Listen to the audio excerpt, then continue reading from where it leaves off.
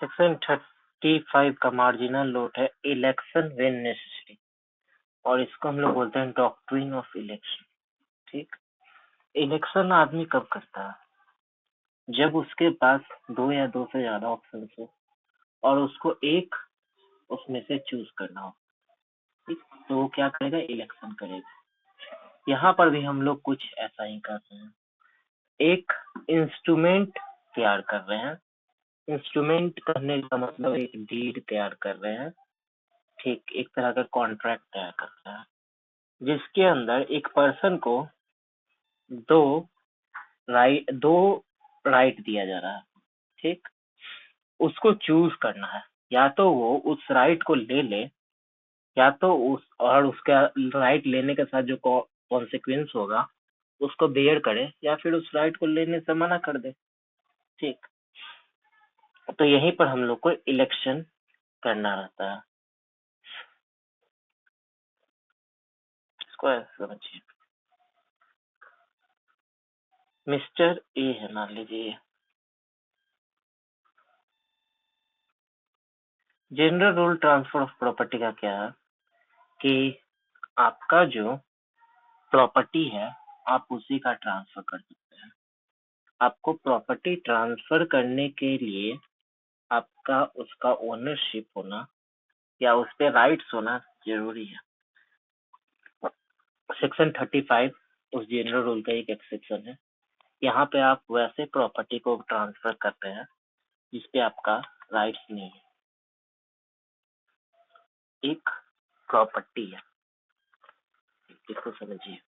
देखिए, एक फार्म है और उस फार्म का नाम सुल्तानपुर। ठीक है, अब ये सुल्तानपुर जो है इसका वैल्यूएशन जो है वो 800 रुपया का है। 800 का ये प्रॉपर्टी है और ये प्रॉपर्टी बिलोंग करता है सी को। ठीक, ए जो है एक इंस्ट्रूमेंट बनाता है और ये सुल्तानपुर का प्रॉपर्टी जो है वो मिस्टर बी को ट्रांसफर करवा देता है और बदले में मिस्टर सी को 1000 रुपया देता है।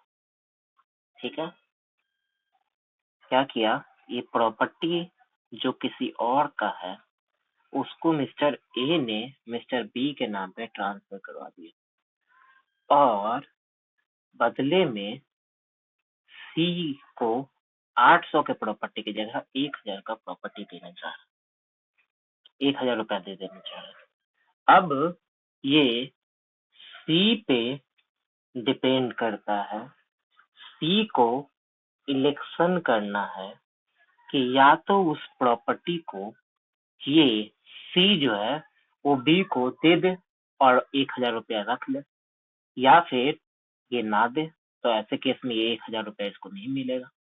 ठीक, तो इस पे इलेक्शन करने का भार है। आप चुनो कि आपको चाहिए कि नहीं चाहिए, हम आपको एक ऑप्शन दे दें।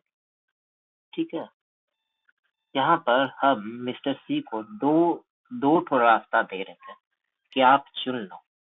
पहला रास्ता ये था कि तुमको हम जो 1000 रुपया का गिफ्ट दे रहे हैं उस गिफ्ट को तुम एक्सेप्ट कर लो। अगर तुम उस गिफ्ट को एक्सेप्ट करोगे, इस कंडीशन में तुमको मिस्टर बी को अपना जो प्रॉपर्टी था सुल्तानपुर का उसको दे देना पड़ेगा। दूसरा ऑप्शन ये है कि वो उस गिफ्ट को 1000 रुपया लेने को मना कर दे। तो ऐसे केसेस में उसको क्या होगा? वो देने से मना कर दे सुल्तानपुर का प्रॉपर्टी मिस्टर बी सी को, तो ऐसे केस में क्या होगा? उसको 1000 रुपया नहीं मिलेगा। तो यहाँ पर हम इसको इलेक्शन के पोजीशन में डाल रहे हैं, भाई अपना चुन लो। ये ऐसा नहीं कर सकता है कि 1000 रुपया भी ले ले और प्रॉपर्टी भी ना दे। ठीक है, इसके पास ये ऑप्शन नहीं है। आपके पास इसके पास दो ही ऑप्शन है, या तो 1000 का गिफ्ट लो प्रॉपर्टी दो, या फिर प्रॉपर्टी रखो गिफ्ट भूल जाओ। ठीक है, इसी को एक फेज में बोला जाता है, जो क्लेक्टन वर्सेस लिंडसे के केस में कहा गया था कि कोई भी एप्रोबेट और रिप्रोबेट नहीं कर सकता एक साथ। मतलब आप फायदा भी उठा ले और नुकसान भी ना ले किसी टाइप का, ये नहीं हो सकता है। ठीक, ये पूछता है no one can approbate and reprobate in the same time, इसका मीनिंग और ये प्रिंसिपल किस सेक्शन में दिया गया।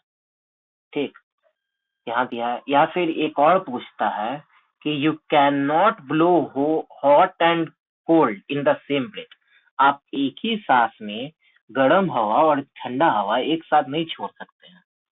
ठीक है, या तो आप छोड़िएगा तो ठंडा हवा छोड़िएगा या फिर गर्म हवा छोड़िएगा। यही प्रिंसिपल है कि आपको एक ही चीज उठाना है, या तो आप प्रॉपर्टी उठाओ बचाओ या फिर गिफ्ट लो। ठीक है, अच्छा ये जो प्रिंसिपल हमारा डॉक्ट्रिन ऑफ इलेक्शन का, वो एक तरह का स्पीसीज ऑफ इंस्ट्रूमेंट है। इंस्ट्रूमेंट क्या हुआ, जैसे हम लोग इंस्ट्रूमेंट को हम लोग कह सकते हैं एक डॉक्यूमेंट जिससे के तहत कोई पेपर जो है एक आदमी से दूसरे आदमी को ट्रांसफर किया जाता है। ठीक है, रजिस्ट्री भी, कुछ भी जो इंस्ट्रूमेंट हुआ, whether it is a contract और सम रजिस्टर्ड पेपर, स्टैम्प पेपर और एनीथिंग। ठीक है, तो ये एक तरह का इंस्ट्रूमेंट है। ठीक है, ये डीड भी हो सकता है, विल भी हो सकता है। और ये कैसे प्रॉपर्टी के लिए हम लोग कर सकते हैं, मूवेबल प्रॉपर्टी के लिए और इमूवेबल प्रॉपर्टी के लिए, दोनों के लिए कर सकते हैं। और एक चीज और याद रखिए, इसका कुप्पड़ वर्सेस कुप्पड़ भी इसका एक लीडिंग केस है। कुप्पड़ वर्सेस कुप्पड़ इसका लीडिंग केस है। दो केस का हमको नाम याद रखना है इसमें, किंगडॉन वर्सेस लिंडसे और कुप्पड़ वर्सेस कुप्पड़, दोनों में एक ही बात कहा गया था। सबसे पहला जो बात कह रहा है सेक्शन 35 में, वो कह रहा है ट्रांसफरर जो है वो प्रोफेस कर रहा है एक ऐसी प्रॉपर्टी का जो इसका खुद ना हो। यहाँ देखिए वर्ड जो यूज किया है सेक्शंस में, वो प्रोफेसेस यूज किया हुआ है, PROFESSES, प्रोफेसेस। जनरल रूल जो है ट्रांसफर ऑफ प्रॉपर्टी का, वो यही कहता है कि आप उसी चीज को ट्रांसफर करें जिसके आप मालिक हो, आप उस चीज का ट्रांसफर ना करें जिसके आप मालिक ना हो। यहाँ पर वो ट्रांसफर नहीं कर रहा, प्रोफेस कर रहा है। प्रोफेस करना मतलब प्रपोर्ट कर रहा है या कॉन्ट्रैक्ट कर रहा है किसी और के बिहाफ पर। ठीक है, वो खुद प्रॉपर्टी का ओनर नहीं है तो वो ट्रांसफर कर ही नहीं सकता है, लेकिन कॉन्ट्रैक्ट करने पे तो कोई रोक नहीं है। ठीक है, जैसे कि अभी हम एग्जांपल दिए, ए जो है वो कॉन्ट्रैक्ट करता है मिस्टर बी से कि हम आपको एक प्रॉपर्टी दे देंगे। ठीक है, सुल्तानपुर का प्रॉपर्टी। और यही कॉन्ट्रैक्ट वो जाके सी को देता है और कहता है कि आप अपना प्रॉपर्टी जो है वो बी को दे दो, जो कि सुल्तानपुर का प्रॉपर्टी है जिसका वैल्यू जो है वो 800 रुपया है। और सी को कह रहा है कि बदले में तुम प्रॉपर्टी से ज्यादा दाम 1000 रुपया हमसे ले लो। ठीक है,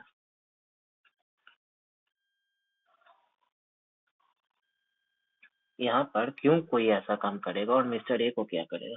देखिए कई बार होता है प्रॉपर्टी जो है वो जिसका है उसी को हक है कि वो किसको बेचे, और कई बार होता है कि वो आदमी नहीं बेचना चाहता है किसी एक पर्टिकुलर पर्सन को किसी भी रीजन के कारण। ठीक, तो एक ऑप्शन खोल के रख दिया लॉ कि ऐसा भी किया जा सकता है। ठीक है, कुछ खास चीज इसमें लॉजिक इसके बिहाइंड में नहीं है।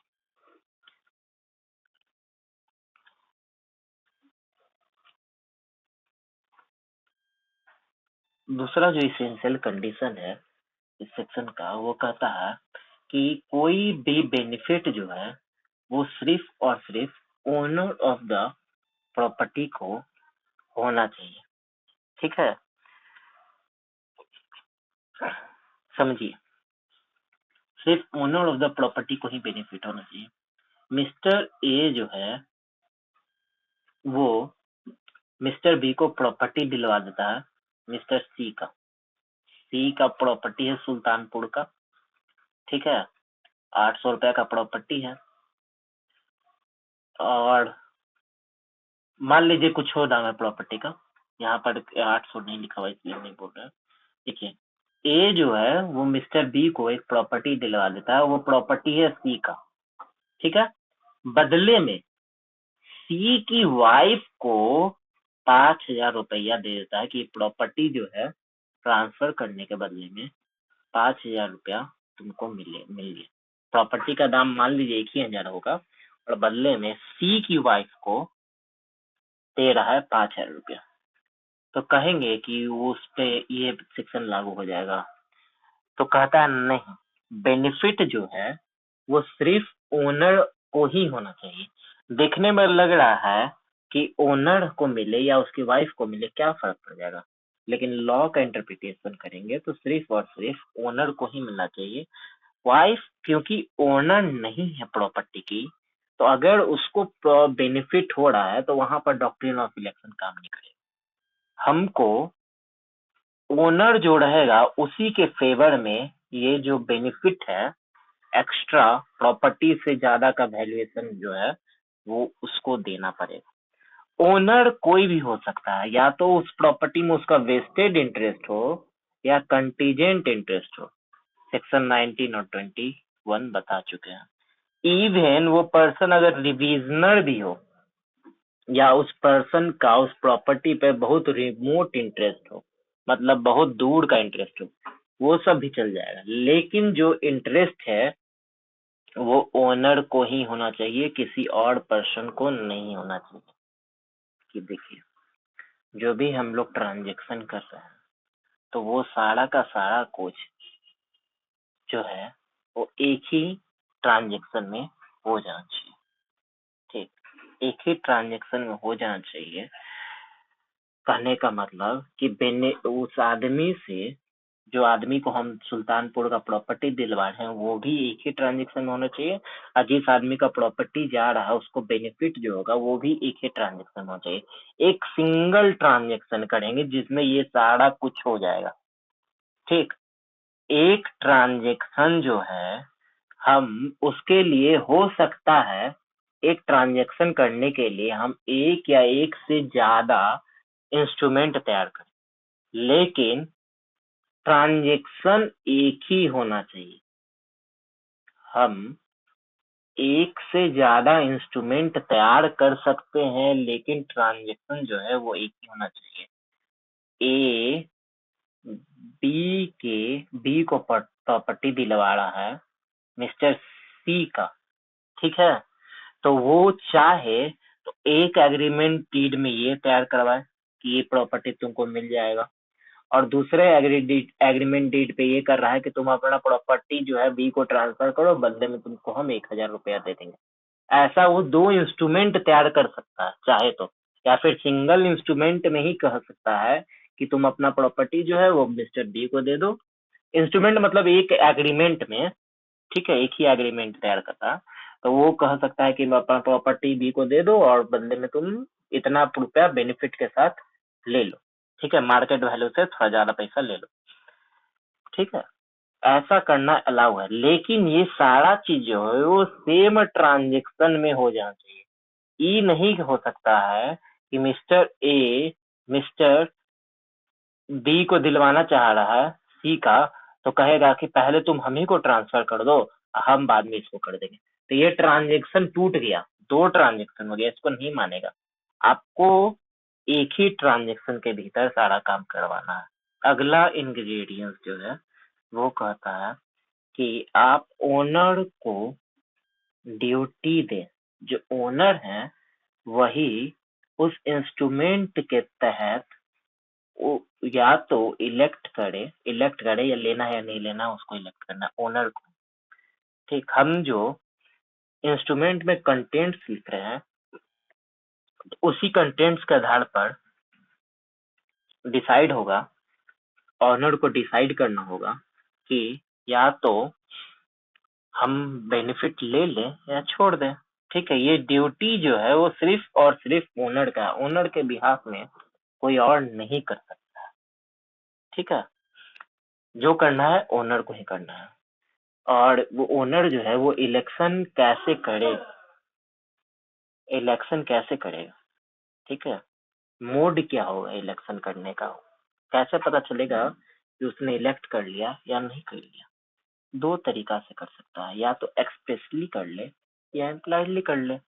एक्सप्रेसली जब करेगा तो वो उस डीड में सपोज दैट साइन करने का प्रोविजन होगा साइन कर देगा, लिखने का प्रोविजन होगा तो लिख देगा।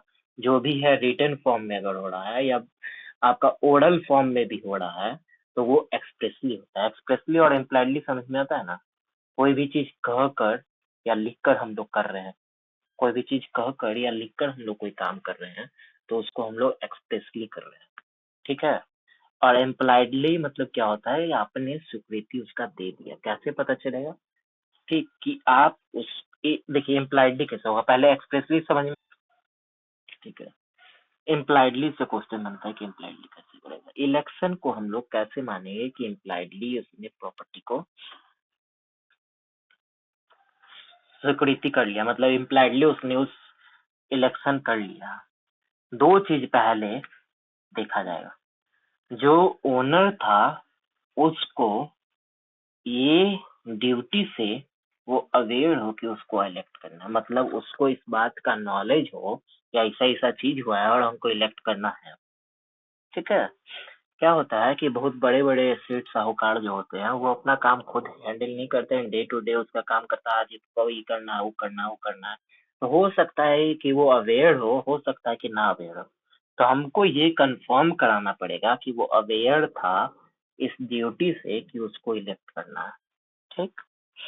दूसरा चीज जो है उसको फुल नॉलेज होना चाहिए सर्कमस्टांसेस का, ठीक है। उसके बाद कि हमको क्या बेनिफिट मिल रहा है और क्या नहीं मिल रहा है। अब देखिए इसमें क्या होता है कि मान लीजिए कि प्रॉपर्टी को अगर उसने कुछ बोला नहीं है कि हम वो प्रॉपर्टी एक्सेप्ट कर रहे हैं या नहीं कर रहे हैं, लेकिन उसको एंजॉय कर रहा है और एंजॉय कर रहा है 2 साल तक बिना रिफ्यूज करे या बिना मना किए हुए, तो वो मान लिया जाएगा कि उसने इम्प्लाइडली अपना दे दिया कंसेंट। या फिर उसने उस प्रॉपर्टी को ऐसे एग्जॉस्ट कर लिया, उसका जितना भी बेनिफिट निकलने वाला था वो उसने कंज्यूम कर लिया। इसको एग्जांपल समझिए, और जो नीचे वाला एग्जांपल है वो दो ठो लास्ट का जो दो एग्जांपल आपको पैरावाइज दिख रहा होगा उसी बारे में देखिए क्या होता है इम्प्लाइडली कैसे इसको। ए जो है वो ट्रांसफर करता है एक ई स्टेट जो बी को ट्रांसफर करता है, और वो ई स्टेट किससे बिलोंग कर रहा है, सी से बिलोंग कर रहा है। तो बदले में सी को क्या मिल रहा है, सी को एक कोल माइन मिल रहा है, ठीक है, एक कोयला का खदान मिल रहा है। सी ने कुछ बोला ही नहीं है कि वो कोयला खदान लेगा कि नहीं लेगा इस प्रॉपर्टी के बदले में, लेकिन वो कोयला का खदान में से जो कोयला निकालने का काम है, माइनिंग जो है वो शुरू कर दिया, 2 साल तक माइनिंग कर लिया। तो हम मानेंगे कि उसने इम्प्लाइड कंसेंट दे दिया है, या फिर वो उसको एग्जॉस्ट कर लिया, कोयला का खान का पूरा कोयले निकाल लिया, तो मानेंगे उसने इम्प्लाइड कंसेंट दे दिया। दोनों कंडीशन में से एक कंडीशन भी फुलफिल हो जाएगा तो मान लेंगे कि उसने इम्प्लाइड कंसेंट दे रखा था, ठीक है। अब एक होता है इलेक्ट करने का रिक्विजिस्ट होता है। तो देखिए पहले आपने उसको बोला कि ऐसा ऐसा बात है, तुमको इस प्रॉपर्टी को मिस्टर मिस्टर एक दूसरे आदमी को ट्रांसफर करना है, बदले में आपको ये चीज मिलेगा। वो कुछ नहीं बोला, ठीक है। तो आपको करना क्या होगा कि 1 साल खत्म होने से पहले आपने आज किया, आज उसके पास ऐसा एक एग्रीमेंट लेके गए, ठीक है, कि अपना प्रॉपर्टी तुम जो है वो सी को ट्रांसफर कर दो, अब बदले में तुमको इतना पैसा या ये चीज हम दे देंगे, ठीक है। कुछ भी दे सकते हैं। सुल्तानपुर वाले इलस्ट्रेशन से ही समझिए कि ए जो है वो बी को एक प्रॉपर्टी दिलवाता है जो सी का है, जो कि सुल्तानपुर है, और प्रॉपर्टी का वैल्यू 800 है। तो बदले में इसको प्रॉपर्टी मिलेगा और इसको 1000 रुपया मिलेगा, इसको 800 का प्रॉपर्टी मिलेगा, इसको 1000 रुपया मिलेगा, ये सब चीज का अरेंजमेंट करा। तो ये आज लेके गया इसके पास, ऐसा ऐसा एग्रीमेंट मिस्टर सी के पास, सी कुछ नहीं बोला, तो ये ड्यूटी बनेगा मिस्टर ए का कि साल भर के अंदर इसको फिर से इस चीज का नोटिस दे दे। ठीक है, अब इस पे जब दोबारा नोटिस दे दिया तो अब इस पे बाउंड हो गया कि तुमको चाहिए तो बोल दो और नहीं चाहिए तो मना कर दो। जो तुमने मना नहीं किया तो हम लॉ मानेगा कि तुमने इस चीज को एक्सेप्ट कर लिया। ठीक है, कंस्ट्रक्टिव नोटिस मान लेगी, आपका ड्यूटी हो जाएगी। क्योंकि एक बार पहले आपके पास प्रपोजल गया है और दूसरा उसके रिगार्डिंग में नोटिस भी गया, तो आपको जब ऐसा चीज हो रहा है तो आपको रिटन फॉर्म में या स्पेशली फॉर्म में, किसी भी फॉर्म में आपको मना करना पड़ेगा कि हम ऐसा कुछ नहीं चाहते हैं। ठीक है, अगर आपने जो मना नहीं किया, हाँ, कोर्ट जो है या लॉ जो है वो प्रिज्यूम कर लेगी कि आपने फेवर में मान लिया। ठीक है, आपने इस ट्रांजेक्शन को एक्सेप्ट कर लिया। यहाँ एक ही साल के अंदर क्यों नोटिस देना? क्योंकि देखिए यहाँ पर जो अभी हम बताया कि 2 साल तक उसको यूज कर लिया, तो 2 साल तक यूज कर लिया तो उसका हाफ 1 साल के अंदर नोटिस देना रहता है। ठीक है, इसीलिए 1 साल का पीरियड रखा गया। सस्पेंशन ऑफ इलेक्शन, हम किसी किसी केस में इलेक्शन करेगा या नहीं करेगा उस चीज को सस्पेंड भी कर सकते हैं। अगर जो पर्सन को इलेक्ट करना है वो लीगली डिसेबल हो गया, ठीक है, किसी कारणवश वो अब डिसेबल है कि वो इलेक्ट ही नहीं कर सकता। सपोज दैट कि पागल हो गया है, सपोज दैट कि वो माइनर था, माइनर के पास हम लेके चल गए इलेक्शन का, तो माइनर जो है या फिर पागल जो है उसके बिहाफ में कोई कॉम्पिटेंट अथॉरिटी होगा ना। माइनर है तो उसके गार्जियन होंगे, तो गार्जियन जो है वो चाहे तो इलेक्ट कर सकते हैं उस माइनर के अगेंस्ट, उस माइनर के बदले या उस ल्यूने पागल व्यक्ति के बदले में। ठीक है, ल्यूनेटिक पर्सन के बदले में। ये समझ में आया? देखिए अब दो चीज हो रहा है। मान लीजिए कि हम उसके पास प्रपोजल लेके गए, ए जो है वो बी को सुल्तानपुर का प्रॉपर्टी दिला रहा है 800 में। हम ए जो है वो बी को सुल्तानपुर का प्रॉपर्टी देने के लिए कहता है जो कि 800 रुपया का है, वो मिस्टर सी को बोलता है। ठीक है, और बदले में कहता है कि तुमको हम 1000 रुपया दे देंगे प्लस एक मोटी ताजी गाय देंगे। दो चीज कह रहा है, एक तो कह रहा है 1000 रुपया दे देंगे और बदले में ये क्यों करेगा ट्रांसफर? ठीक है, कुछ चीज और सेपरेट से गिफ्ट कर दे रहा है इसको। सपोज दैट कह दे रहा है कि मेरा वो फार्म हाउस है वो भी, ठीक है, और वो गिफ्ट किया है अलग से। तो अगर ये मना कर देगा तो जाहिर सी बात है, मना करेगा तो 1000 रुपया तो इसको देना पड़ेगा। लेकिन ये जो सेपरेट ट्रांसफर कर रहा है, ठीक, वो लौटाने के लिए लायबल नहीं, वो प्रॉपर्टी दे रहा है इलेक्टर। ठीक है, एक वो प्रॉपर्टी है जिसके ल्यू में उसको ट्रांसफर करना है। ठीक है, जैसे 1000 रुपया, 1000 रुपया दे रहा है, उसके बदले में उसको 800 रुपया का प्रॉपर्टी मिस्टर सी को ट्रांसफर करना, बराबर। और दूसरा एक और प्रॉपर्टी दे रहा है, सिर्फ किसी कारणवश ऐसे ही दे दिया उसको। ठीक है, ऐसे ही देने का मतलब कि वो उसको कन्विंस करने के लिए कुछ और एक्स्ट्रा चीज दे, और ये दोनों अलग अलग दे रहा है, एक ही वे में, एक ही में नहीं दे रहा है, अलग अलग करके दे रहा है। तो जो अलग अलग करके दे रहा है जिसके बदले में उसको कुछ नहीं करना है, वो उस लौटाने के लिए अगर वो मना करता है कि हम नहीं लेंगे तो ये चीज लौटाने के लिए वो लायबल नहीं है, सिर्फ यही चीज लौटाने के लिए लायबल है। एक बहुत अमीर आदमी है, मिस्टर ए है, ठीक है, उसका दामाद है मिस्टर सी। ठीक है, दामाद को एक घर पसंद आ गया बहुत ज्यादा, और घर बिलोंग करता है मिस्टर बी को। ठीक है, अब ये घर का प्रॉपर्टी जो है वो, उसका वैल्यूएशन है 800 रुपये। ठीक है, अब मिस्टर सी कहता है अपने ससुर जी से कि हमको ये घर बहुत पसंद है। अब इनके आन पे बात आ गया, अब इसको घर कहा कि हम ये घर आपको दिलवा देंगे। ये क्या किया कि एक एग्रीमेंट तैयार करवाया जिसके तहत इस घर को इसके फेवर में ट्रांसफर करवा दिया और मिस्टर बी को बोला कि 800 कहना है, हम आपको इसके बदले में 1000 रुपया दे रहे हैं। ठीक है, ये हो सकता है कि ना मान रहा हो। इसको और खुश करने के लिए अलग से एक ठो और कहा कि मेरा यहाँ पर एक ठो और फार्म हाउस है, वो भी हम आपको दे देंगे मिस्टर बी को। ठीक है, उसके बावजूद दे दिया, दे देंगे नहीं, दे दिया।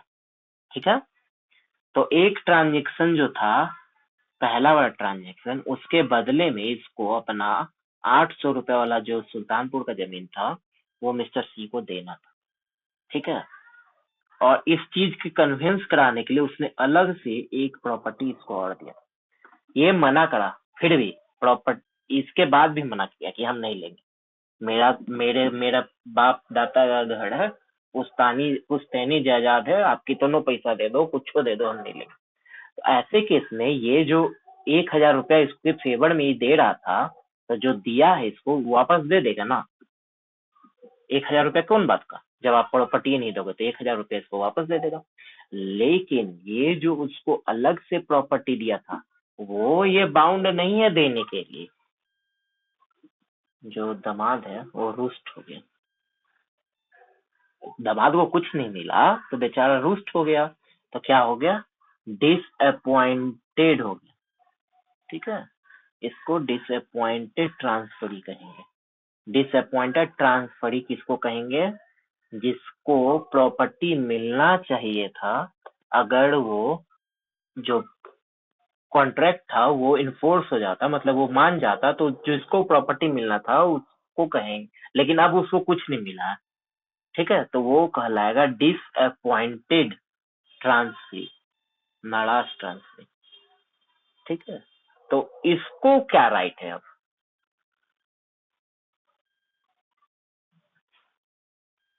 पहला चीज जो है, ठीक, हम देखेंगे कि ए जो है वो बी को दे रहा था, बी का प्रॉपर्टी सी को दिलवाना चाह रहा था, तो सी भी ए को उसके बदले में कुछ दे रहा था कि नहीं दे रहा था। अगर कुछ नहीं दे रहा था सी उसके बदले में, तो वो ट्रांसफर कैसा हुआ, ग्रेटिट्यूअस ट्रांसफर था। ग्रेटिट्यूअस ट्रांसफर था मतलब कोई कंसीडरेशन नहीं था उसके बारे में, तो उस कंडीशन में उसका कोई राइट नहीं, उसको कुछ नहीं मिलेगा। लेकिन जो अगर सी भी ए को उसके बदले में कुछ देने वाला था, तो वो ग्रेटिट्यूअस ट्रांसफर था। ठीक है, नॉन ग्रेटिट्यूअस ट्रांसफर था, कंसिडरेशन के साथ ट्रांसफर था। यहाँ वर्ड देखिए, ग्रेटिट्यूअस में कंसिडरेशन नहीं होता है और नॉन ग्रेटिट्यूअस में कंसिडरेशन होता है बदले में। तो ये ट्रांसफर ग्रेटिट्यूअस ट्रांसफर था।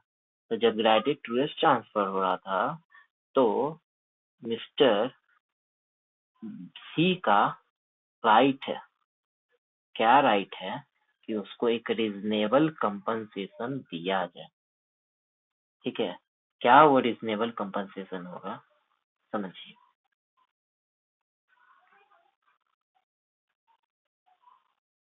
ए प्रॉपर्टी दिलवा रहा था बी से 800 का, और सी को वो प्रॉपर्टी मिलना था और बदले में इसको 1000 रुपया मिलना था। ठीक है, तो ये कहा कि हम नहीं देंगे अपना प्रॉपर्टी, 1000 रुपया वापस इसको मिल जा रहा था। ठीक है, और कहीं ये मर गया तो इसके लीगल रिप्रेजेंटेटिव होंगे, उसको मिल जाएगा। तो अगर ये जिंदा है और 1000 रुपया इसको दे रहा है वापस, तो सी को ये जो प्रॉपर्टी 1000 रुपया इसको इसको वापस आया है, वो सी को चला जाएगा पूरा का पूरा। ठीक है, समझ में आई क्या हुआ, रिवर्ट बैक कर गया ए को, और ए के पास नहीं रह के ए सी को देना पड़ेगा, वो सी के पास वो 1000 रुपया चला जाएगा। लेकिन अगर मान लीजिए कि ये मर गया, तो इसका कोई लीगल रिप्रेजेंटेटिव है, तो लीगल रिप्रेजेंटेटिव है तो ये 1,000 रुपया वापस किया इसको। तो उस केस में इसको रीजनेबल कंपनसेशन मिलेगा, मतलब प्रॉपर्टी का जो वैल्यूएशन था वो इसको मिलेगा। मतलब अगर लीगल रिप्रेजेंटेटिव के थ्रू ही क्लेम करेगा, लीगल रिप्रेजेंटेटिव को देना है तो वो 800 देगा, 1,000 नहीं देगा। ये 1,000 रुपया इसको वापस देगा, लेकिन लीगल रिप्रेजेंटेटिव जब सी को पैसा देगा तो वो सिर्फ इस प्रॉपर्टी का जो वैल्यूएशन होगा उसी के बराबर एक रीजनेबल अमाउंट देगा, दैट इज 800 रुपया देगा। ठीक है, 1,000 नहीं देगा। यही डिफरेंस है दोनों में। और एक लास्ट टॉपिक बचता है कि इंडियन लॉ और आपका इंग्लिश लॉ में क्या डिफरेंस है डॉक्ट्रिन ऑफ इलेक्शन में। तो जो डिसअपॉइंटेड ट्रांसफरी था इंडियन लॉ में, उसको इंग्लिश लॉ में रिफैक्टरी डोनी या रिबेलियन डोनी के नाम से जाना जाता है। ठीक है, नाम चेंज हो गया। इंग्लैंड में उसको रिफैक्टरी डोनी या रिबेलियन डोनी के नाम से जाना जाएगा। यहाँ पर क्या होगा, ए जो है वो बी को 1,000 रुपया दे रहा था और बदले में 800 रुपया का प्रॉपर्टी जो है वो सी को दिलवा रहा था। ठीक है, ये जो है इंग्लैंड में अगर ये लेने से मना कर देता है कि हम अपना घर इसको नहीं देंगे सी को, तो ये पैसा इसको नहीं वापस लौटेगा, इसी के पास रहेगा, 1,000 रुपया इसी के पास रह जाएगा। ठीक, अब इसको कुछ नहीं मिला, उम्मीद में था कि 800 रुपया वाला सुल्तानपुर का फार्म हमको मिल जाएगा, कुछ नहीं मिला। तो इसका ये राइट है कि इस फार्म के अमाउंट के बराबर इससे क्लेम कर ले। तो इससे इस 1,000 से ये 800 रुपया क्लेम करके ले सकता है, बस इसका ये राइट है। इसको 200 रुपया का बेनिफिट रहेगा।